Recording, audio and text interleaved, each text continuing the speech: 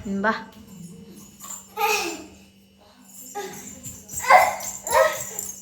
ಬರ ಗುಂಡ ಮಮ್ಮಿ ನಾನು ಸರ್ಪ್ರೈಸ್ ಮಾಡ್ತಾ ಇದ್ದೆ ಸೊ ಇವಾಗ 7:30 ಆಗಿದೆ ಸಂಜೆ. ಡಿನ್ನರಿಗೆ ಏನಾದ್ರು ಪ್ರಿಪೇರ್ ಮಾಡ್ಕೊಳ್ಳೋಣ ಅಂದ್ಬಿಟ್ಟು ಇಷ್ಟು ಐಟಮ್ಸ್ ಇತ್ತು. ಇದನ್ನೆಲ್ಲ ಹಾಕಿ ಪನ್ನೀರ್ ಪಲಾವ್ ಆಗುತ್ತೆ. ಸೊ ನಾನು ಆ್ಯಕ್ಚುಲಿ ಟೊಮೊಟೊ ಬಾತ್ ಮಾಡೋಣ ಅಂದ್ಬಿಟ್ಟು ವಿಡಿಯೋ ನೋಡ್ತಾ ಇದ್ದೆ. ಟೊಮೊಟೊ ಬಾತಿಂದ ಕುಷ್ಕ ಮಾಡೋಣ ಅಂತ ಎದ್ದು ಬಂದೆ. ಕುಷ್ಕಯಿಂದ ಇವಾಗ ಕನ್ವರ್ಟ್ ಮಾಡ್ಕೊಂಬಿಟ್ಟಿದ್ದೀನಿ. ಇವಾಗ ಇಷ್ಟನ್ನು ಹಾಕಿ ಪಲಾವೇ ಮಾಡೋಣ ಅಂತ ಡಿಸೈಡ್ ಮಾಡ್ಕೊಂಡಿದ್ದೀನಿ. ನಂತರ ನೀವು ಏನೋ ಒಂದು ವಿಡಿಯೋ ನೋಡ್ತೀರಾ, ಸರಿ ಅದು ಬೇಡ ಅಂತ ಇನ್ನೂ ಒಂದು, ಸರಿ ಅಡುಗೆ ಮನೆಗೆ ಬಂದಿದ ತಕ್ಷಣ ಇನ್ನೂ ಒಂದು. ಸೊ ಇವಾಗ ಫೈನಲಾಗಿ ಪಲಾವ್ ಟೈಪು ಪಲಾವೇ, ಪನ್ನೀರ್ ಇತ್ತು ಅಲ್ವಾ, ಹಂಗಾಗಿ ಪನ್ನೀರ್ ಹಾಕ್ತೀನಿ. ಮೆಣಸಿನ್ಕಾಯಿ ನಾನು ಹಾಕಲ್ಲ ಜಾಸ್ತಿ, ಮಕ್ಕಳು ತಿಂತಾರೆ, ಅದಕ್ಕೋಸ್ಕರ. ಇವಾಗ ಕುಕ್ಕರ್ ಇಟ್ಕೊಂಡಿದ್ದೀನಿ. ಕುಕ್ಕರ್ಗೆ ಏನು ಅನಾಹುತ ಮಾಡಿದ್ದೀನಿ ತೋರಿಸ್ತೀನಿ ಬನ್ನಿ. ಬೆಳಗ್ಗೆ ಸೀದೋಯ್ತು ಟೆನ್ಷನಲ್ಲಿ, ಈ ಥರ ಮಾಡಿಬಿಟ್ಟಿದ್ದೀನಿ ಕುಕ್ಕರ್ನ. ಇನ್ನು ಈ ಸೈಡು ಒಂದು 3 ಮೊಟ್ಟೆ ಬೇಯಕ್ಕಿಟ್ಟಿದ್ದೆ, ಒಂದು ವಿಜಿಲ್ ಕೂಗಿಸ್ಕೊಂಡಿದ್ದೆ. ಏನು ಗೊತ್ತಾ, ಈ ಪಾತ್ರೆಯಲ್ಲಿಟ್ಟರೆ ಮೊಟ್ಟೆನ ತುಂಬ ಗ್ಯಾಸು ಕನ್ಸ್ಯೂಮ್ ಮಾಡುತ್ತೆ. ಈ ರೀತಿ ಕುಕ್ಕರಲ್ಲಿ ಇಟ್ಬಿಟ್ರೆ ಒಂದು ವಿಜಿಲ್ ಸಾಕು. ಸೊ ಇವಾಗ ಜಾಸ್ತಿ ಮಾತಾಡ್ತಾ ಇದ್ದೀನಿ. ಅಡುಗೆ ಪ್ರಿಪೇರ್ ಮಾಡ್ತೀನಿ. ಮಕ್ಕಳು 8:30 ಊಟ ಕೊಡ್ಬೇಕು, ಅದಕ್ಕೋಸ್ಕರ. ಎಬ್ಬರ್ಸು ಹೋಗ್ತಾತನ ಬೂವ ತಿನ್ನಕ್ಕೆ ಎಬ್ಬರ್ಸು. ನೋಡಿ ಇವಾಗ ರುಬ್ಬಕ್ಕೆ ಚಕ್ಕೆ, ಲವಂಗ, ಇದು ಬಂದು ಏಲಕ್ಕಿ, ಪುದೀನ, ಕೊತ್ತಂಬರಿ ಸೊಪ್ಪು ಮತ್ತು ಟೊಮ್ಯಾಟೊ, ಈರುಳ್ಳಿ ಒಂಚೂರು ಹಾಕ್ಕೊಂಡಿದ್ದೀನಿ, ಶುಂಠಿ ಬೆಳ್ಳುಳ್ಳಿ ಇಷ್ಟು ಹಾಕ್ಕೊಂಡು ಇವಾಗ ರುಬ್ತೀನಿ. ಹಸಿಮೆಣ್ಸಿನ್ಕಾಯಿ ಹಾಕ್ಕೊಂಡಿದ್ದೀನಿ, ಆಯಿತಾ. ನಾನು ಇದು ಎಲೆಕ್ಟ್ರಿಕ್ ಕುಕ್ಕರ್ ಇತ್ತಲ್ಲ, ಅದರಲ್ಲೇ ಮಾಡಿಬಿಡೋಣ ಅಂತ ತೆಗೆದೆ. ಯಾಕೋ ಕುಕ್ಕರು ಸಿದೋಗಿತ್ತಲ್ಲ, ಮಾಡೋಕ್ಕೆ ಮನ್ಸು ಬರಲಿಲ್ಲ. ಇನ್ನೂ ಸೀದಿಸ್ಬಿಟ್ಟೆ ನಾನು. ಸರಿ ಇವಾಗ ಇದರಲ್ಲೇ ಮಾಡ್ತೀನಿ, ಬೇಗನೂ ಆಗುತ್ತೆ. ಇಲ್ಲಿ ರುಬ್ಬಿಟ್ಕೊಂಡಿದ್ದೀನಿ ಮಸಾಲೆ.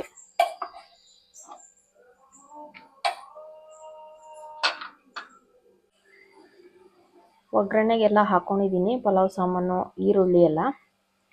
ಇವಾಗ ಮಸಾಲೆ ಹಾಕ್ತೀನಿ. ಸೌಂಡ್ ಕೇಳಿಸ್ಕೊಳ್ಳಿ ಹೆಂಗೆ ಬರ್ತಿದೆ ಅಂತ. ಇನ್ನೂ ಸ್ವಲ್ಪ ಡೀಪ್ ಫ್ರೈ ಆಗಲಿ ಅಂತ, ಸ್ವಲ್ಪ ಡೀಪ್ ಒಂಥರ ಕ್ರಂಚಿ ಥರ ಆಗಲಿ ಅಂತ ನಾನು ತುಪ್ಪನೂ ಎಣ್ಣೆ ಎರಡೂ ಆಫ್ ಮಿಕ್ಸ್ ಮಾಡ್ಕೊಂಡಿದ್ದೀನಿ. ನೋಡಿ ಮಸಾಲೆ 2.5 ಸ್ಪೂನ್ ಹಾಕಿದ್ದೀನಿ ಅಷ್ಟೇ.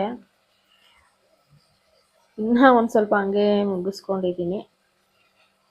ಬಿಕಾಸ್ ಖಾರ ಆಗಿಬಿಟ್ರೆ ಅಂತ ಭಯ. ಖಾರ ಆಗಿಬಿಟ್ರೆ ಯಾರೂ ತಿನ್ನಲ್ಲ ನಮ್ಮ ಮನೆಯಲ್ಲಿ, ಅದಕ್ಕೋಸ್ಕರ. ನಮ್ಮ ಅಪ್ಪನೂ ತಿಂತೀನಿ ಅಂದರು.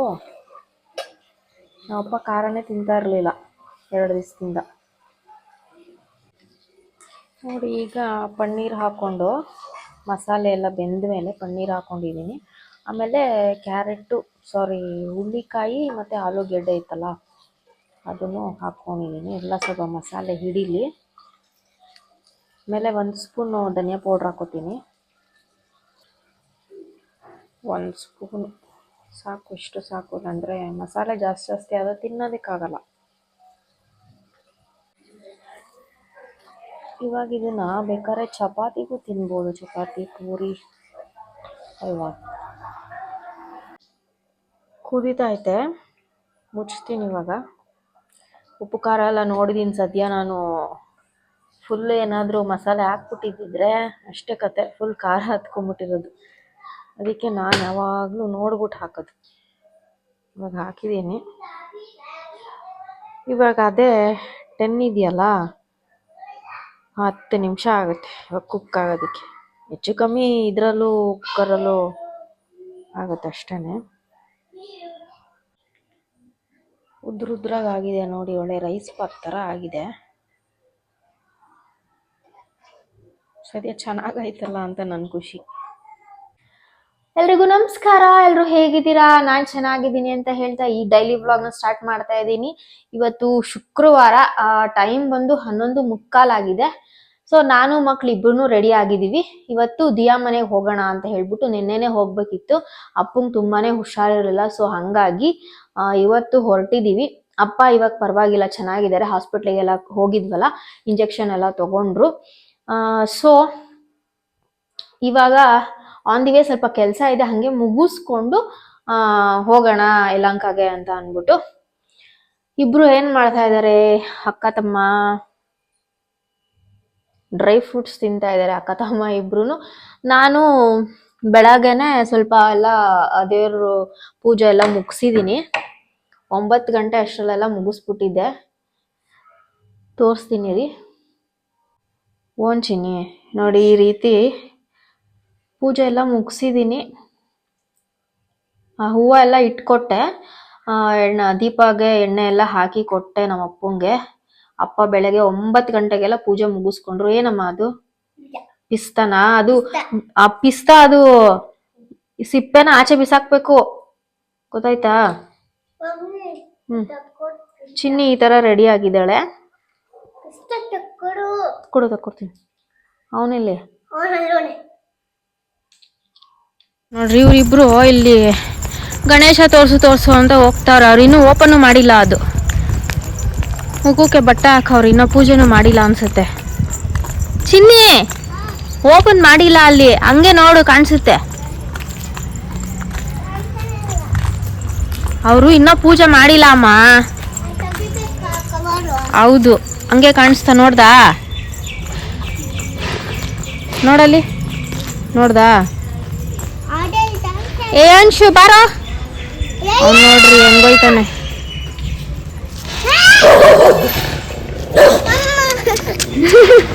ಏಯ್ ಬಾರೋ, ಬಾ.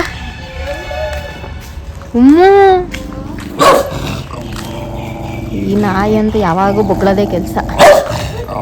ನೋಡಿಯ, ಅದು ಇನ್ನು ಅವರು ಪೂಜೆ ಮಾಡಿಲ್ಲ, ಡೆಕೋರೇಷನ್ ಮಾಡ್ತಾವ್ರೆ. ನೋಡಲ್ಲಿ ನೋಡಲ್ಲಿ, ಬರ್ರ.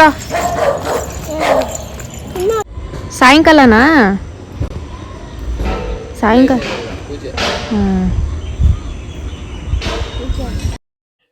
ಹಾಗೆ ಆನ್ ದಿ ವೇ ಗೋಲ್ಡ್ ಶಾಪಿಗೆ ಹೋದ್ವಿ. ನಾನೇನೋ ತಗೋಬೇಕು ಅಂತ ಹೋದೆ, ಬಟ್ ನಮ್ಮ ಹೆಣ್ಮಕ್ಳು ಗೊತ್ತಲ್ಲ, ನಾವು ಒಂದು ತಗೊಳಕ್ ಹೋದ್ರೆ ಇನ್ನೊಂದು ನೋಡ್ತೀವಿ, ಮತ್ತೊಂದು ನೋಡ್ತೀವಿ. ನಂದು ಸೇಮ್ ಹಾಗೆ ಆಗಿದ್ದು ನೋಡಿ.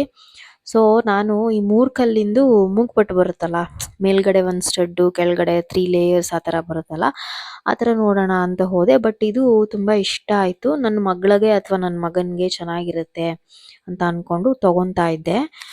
ಬಟ್ ಎಲ್ಲನೂ ನೋಡ್ತಾ ಇದ್ದೆ, ಆ್ಯಂಡ್ ಗೋಲ್ಡ್ ರೇಟ್ಸೂ ಎಷ್ಟು ಸಿಕ್ಕಾಪಟ್ಟೆ ಜಾಸ್ತಿ ಆಗಿದೆ ಅಂದರೆ 9,500, ಹತ್ತತ್ರ 10,000. ಮುಂದಿನ ವರ್ಷಕ್ಕೆ ಇನ್ನೂ 15,000 ಆಗುತ್ತಂತೆ. ಏನು ತಗೊಳ್ಳೋದು, ಏನು ಬಿಡೋದು ಅಲ್ವಾ? ಸೊ ಫೈನಲಿ ಇದೊಂದು ಮೂಗ್ಬಟ್ಟು ಫೈನಲ್ ಮಾಡಿ 2 ಸ್ಟಡ್ಸ್ ತೊಗೊಂಡಿದ್ದೀನಿ. ತುಂಬ ಇಷ್ಟ ಆಯಿತು ನನಗೆ ತೊಗೊಂಡಿದ್ದು. ಸೊ ಫೈನಲಿ ತೊಗೊಂಡು ಮನೆ ಕಡೆ ಹೊರಟ್ವಿ.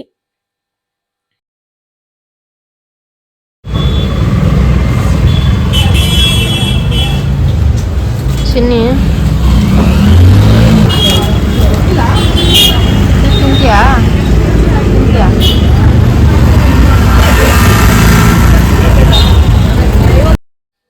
ಬಸ್ಸಿಗೆ ವೇಟ್ ಮಾಡ್ತಾ ಇದ್ವಿ. ಒಂದು ಬಸ್ಸು ಡೈರೆಕ್ಟ್ ಇದೆ ಯಲಹಂಕಕ್ಕೆ. ಸೊ ಹಾಗಾಗಿ ಟೈಮ್ ಇತ್ತು ಅಂದರೆ ಬಸ್ಸಲ್ಲೇ ಹೊರಟುಬಿಡ್ತೀನಿ ನಾನು. ಟೈಮ್ ಇಲ್ಲ ಅಂತಂದರೆ ಲಗೇಜ್ ಇದ್ದರೆ ಆಟೋದಲ್ಲಿ ಹೋಗೋವಂಥದ್ದು, ಮಳೆ ಗಿಳೆ ಬಂದರೆ. ಆ್ಯಂಡ್ ಮನೆಗೆ ಬಂದು ಮೂಗ್ಬಟ್ಟೆಲ್ಲ ವೇರ್ ಮಾಡ್ಬಿಟ್ಟು ನೋಡ್ತಾ ಇದ್ದೆ. ತುಂಬಾ ಚೆನ್ನಾಗಿ ಕಾಣಿಸ್ತಿತ್ತು. ನನಗೆ ಎಸ್ಪೆಷಲಿ ಮೂಗ್ಬಟ್ಟುಗಳು ಅಂದರೆ ತುಂಬಾ ಫೇವ್ರೆಟ್ಟು ನನಗೆ. ಹಾಗೆ ನನ್ನ ಫ್ರೆಂಡು ಸುಷ್ಮಾ ಕಾಲ್ ಮಾಡಿದ್ಲು, ಅವ್ರ ಜೊತೆ ಮಾತಾಡ್ಕೊಂಡು ಹಾಗೆ ವೇರ್ ಮಾಡ್ಬಿಟ್ಟು ನೋಡ್ತಾ ಇದ್ದೆ. ಸೊ ಊಟ ಎಲ್ಲ ಮುಗಿಸ್ಕೊಂಡು ಮಾಡಿ ಮೇಲೆ ಹೋಗಿ ಕುತ್ಕೊಂಡು ಹಕ್ಕಿ ಓಡಾಡ್ತಿರುತ್ತೆ ಅಲ್ವಾ ಸಂಜೆ ಟೈಮು, ನೋಡ್ಕೊಂಡು ಹಾಗೆ ಕೂತಿದ್ದೆ.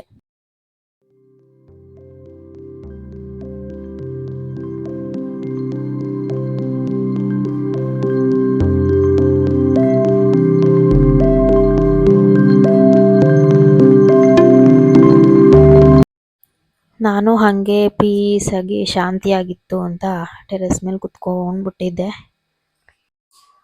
ಇವಾಗ ನಾನು ಏನು ತೊಗೊಂಡೆ ಮತ್ತು ಪ್ರೈಸ್ ಎಷ್ಟು ಅಂತ ಹೇಳ್ತೀನಿ ಆಯಿತಾ? ಸೊ ದಟ್ ನಿಮಗೂ ಸಹ ಒಂದು ಐಡಿಯಾ ಬರುತ್ತೆ.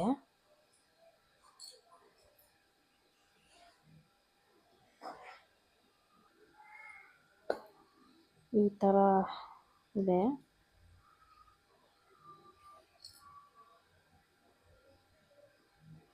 ಆ್ಯಕ್ಚುಲಿ ಇದು 2 ಸ್ಟಡ್ಡು.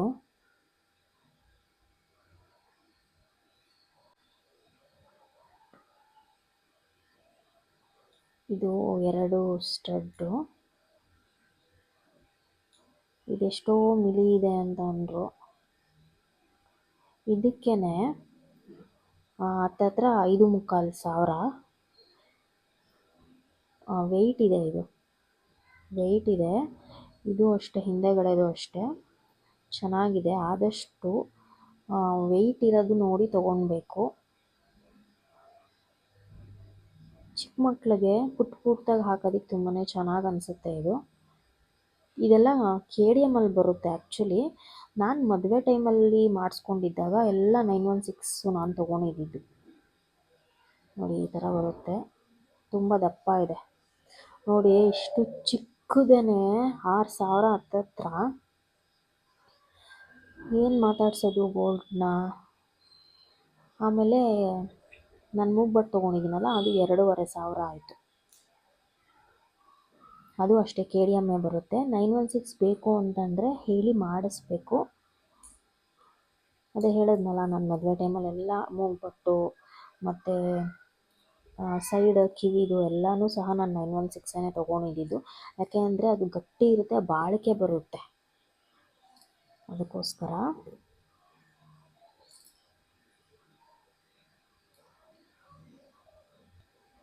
ನೋಡಿ ಇದೆ, ನಾನು ವೇರ್ ಮಾಡಿದ್ದೀನಲ್ಲ ಮೂಗ್ಬಟ್ಟು, ಇದು 916 ಆ್ಯಕ್ಚುಲಿ. ನಾನು ಇದು 2 ತೊಗೊಂಡಿದ್ದೆ, 2 ಪೇರ್ಸ್ ತೊಗೊಂಡಿದ್ದೆ ನಾನು. ಅವಾಗೇ ಇದು ಒಂದು 4 ಇಯರ್ಸ್ ಬ್ಯಾಕೇನೆ ಒಂದು 2,500 ಏನೋ ಬಿದ್ದಿತ್ತು. ಮೀನ್ಸ್ ಒಂದು ಪೇರ್ 2,500 3,000 ಬಿದ್ದಿತ್ತು. ಈ ರೀತಿ ಇದು ಸೈಡ್ ಕಿವಿದಿದು ನಾನು ಮೂಗ್ಬಟ್ಟಾಗಿ ವೇರ್ ಮಾಡ್ಕೊಂಡಿದ್ದೀನಿ. ಇನ್ನೂ ಮಾತಾಡ್ಸೋಕ್ಕಾಗಲ್ಲ ಬಿಡಿ, ಗೋಲ್ಡ್ ಎಲ್ಲ ಮಾತಾಡ್ಸೋಕ್ಕಾಗಲ್ಲ. ಸೊ ಸಣ್ಣ ಪುಟ್ಟದ್ದು ಇವಾಗಿಂದನೇ ತೆಗೆದು ಇಟ್ಕೊಬಿಡ್ಬೇಕು ನಾವು, ಹೆಣ್ಮಕ್ಳು ಎಸ್ಪೆಷಲಿ. ಏನೇ ಇನ್ವೆಸ್ಟ್ ಮಾಡಿದ್ರು ಇನ್ಮೇಲೆ ಗೋಲ್ಡ್ ಮೇಲೆ ಮಾಡಬೇಕು. ಅದು ಯಾವತ್ತಿದ್ರೂ ಅಸೆಟ್ ಆಗುತ್ತೆ ಅದು ನಮಗೆ, ಅದಕ್ಕೋಸ್ಕರ. ಇದು ಚಿಕ್ಕದಾಗಿ ಕ್ಯೂಟಾಗಿ ಚೆನ್ನಾಗಿದೆ. ಇದು ಬಾಳಿಕೆ ಬರುತ್ತೆ, ನೀರೆಲ್ಲ ಮೀನ್ಸ್ ಆಯಿಲೆಲ್ಲ, ಎಣ್ಣೆ ಇಳಿಯಲ್ಲ.